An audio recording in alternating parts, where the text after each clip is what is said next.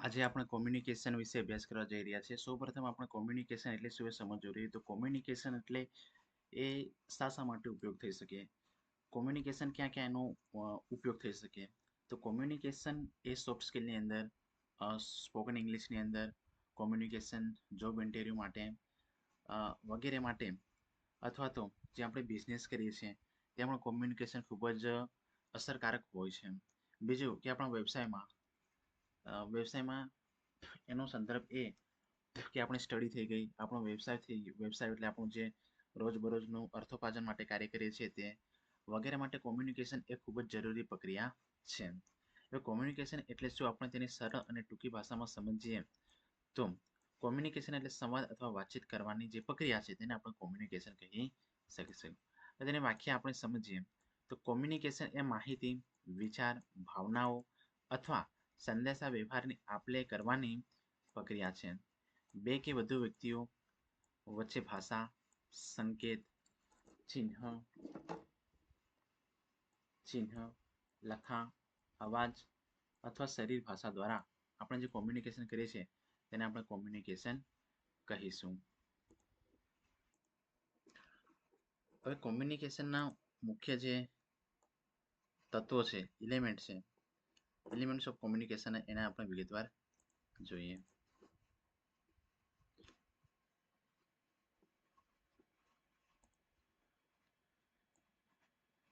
Sender એટલે જે સંદેશો મોકલે છે તે, સંદેશો મોકલનાર. મેસેજ એટલે કે સંદેશ, જે માહિતી મોકલવી છે તે માહિતી. મીડિયમ, હવે સેન્ડર એટલે જે કોઈ પણ વ્યક્તિ છે, કોણ છે કે વ્યક્તિ, એ આપણે કે વ્યક્તિ આ વ્યક્તિ જે કઈ માહિતી મોકલે છે એ, હવે તેનો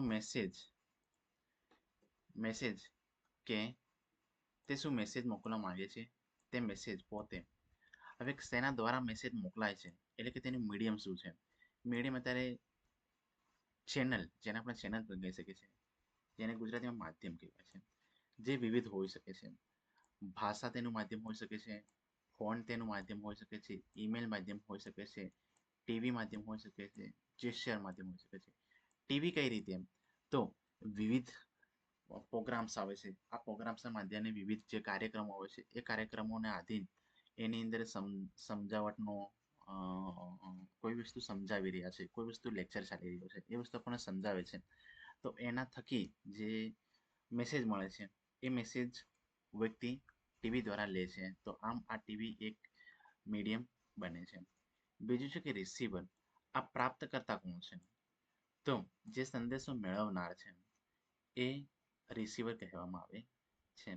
અને પછી ફીડબેક, શું કે પ્રતિસાદ, રિસીવર સંદેશો મેળવે છે અને પછી એની જોડેથી શું એનો જવાબ મળે છે, એને સંદેશ માટે મળતો જવાબ કહેવામાં આવે છે. તો કોમ્યુનિકેશનને જે ગેપ પૂર્ણ કરે છે, કોમ્યુનિકેશનની જે સાયકલ છે એ પરિપૂર્ણ કરે છે તો સેન્ડર, એના પછી આવે છે મેસેજ, એટલે શું મેસેજ છે તે, એના પછી જે મીડિયમ એટલે કે કઈ ચેનલના માધ્યમથી તે મોકલે છે તે, રિસીવર અને ફીડબેક. આ જે ટોટલ સાયકલ કહેવામાં આવે છે. આને કોમ્યુનિકેશનનું સાયકલ તરીકે ઓળખવામાં આવે છે.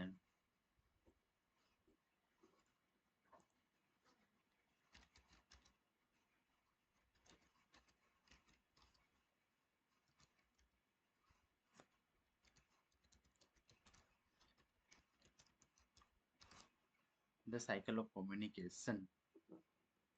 હવે આગળ આપણે અભ્યાસ કરીએ કોમ્યુનિકેશનના પ્રકારો. તો કોમ્યુનિકેશનના પ્રકારોની અંદર શું શું આવે છે, તો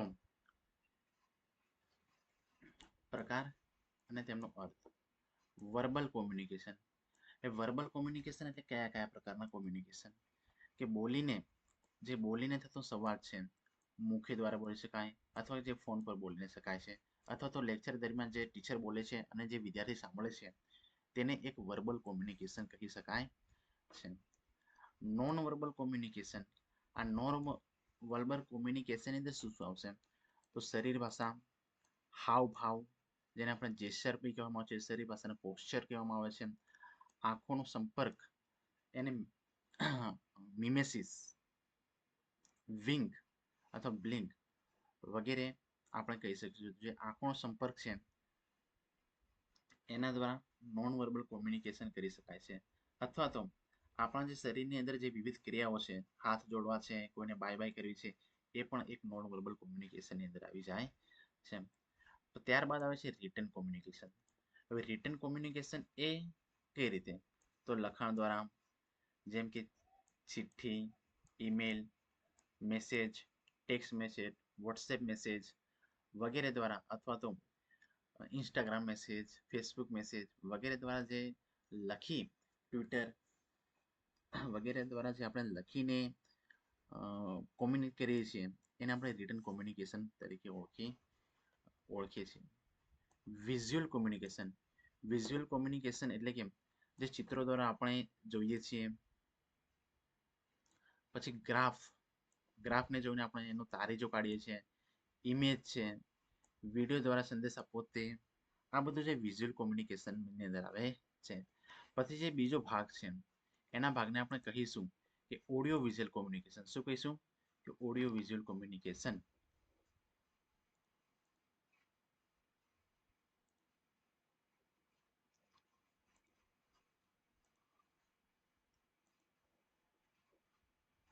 અહીંયા આપણે લખીએ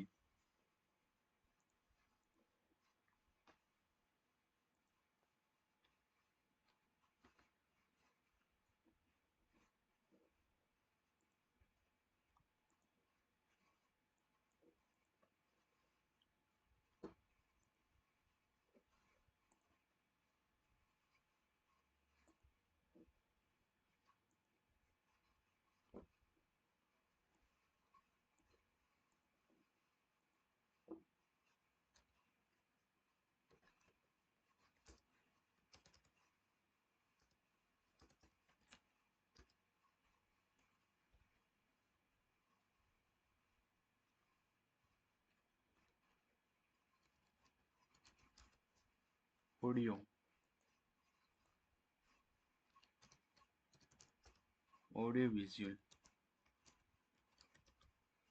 visual communication. Audio visual communication એટલે શું?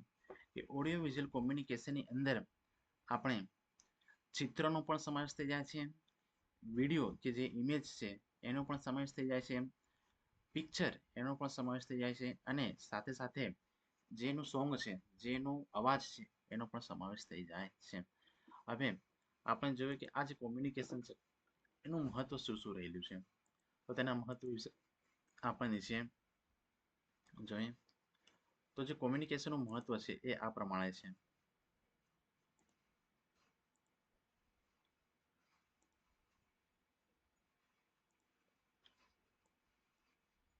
તો આપણો જે સંબંધ છે તે સુધારવામાં કોમ્યુનિકેશન મદદ કરે છે.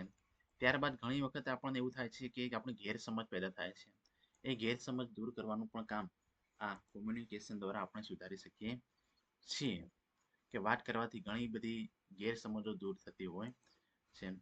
પછી વ્યવસાયની અંદર આપણને સફળતા મળે છે કે સારું એવું કોમ્યુનિકેશન કરવાથી આપણો વ્યવસાય પણ સુધરી શકે છે. પછી છે શિક્ષણ અને નેતૃત્વમાં કામ આવે છે કે સારું એવું કોમ્યુનિકેશન કરવાની અંદર આપણને સારું એવું વ્યવસાયની અંદર પણ સફળતા મળી શકે છે. સારી રીતે આપણે સ્ટડી પણ કરી શકીએ છીએ. આ ઉપરાંત કોમ્યુનિકેશન કરવાથી આપણું જે નેતૃત્વ શક્તિમાં વિકાસ થાય છે, આપણી જે કૌશલ્યતા છે એ વિકસે છે. કોઈ પણ કામ આપણે કરવા જઈએ અને આપણી કોમ્યુનિકેશન સારી હોય છે તો આપણું કામ પણ આપણે ઝડપતાથી અને સરળતાથી કરી શકીએ છીએ.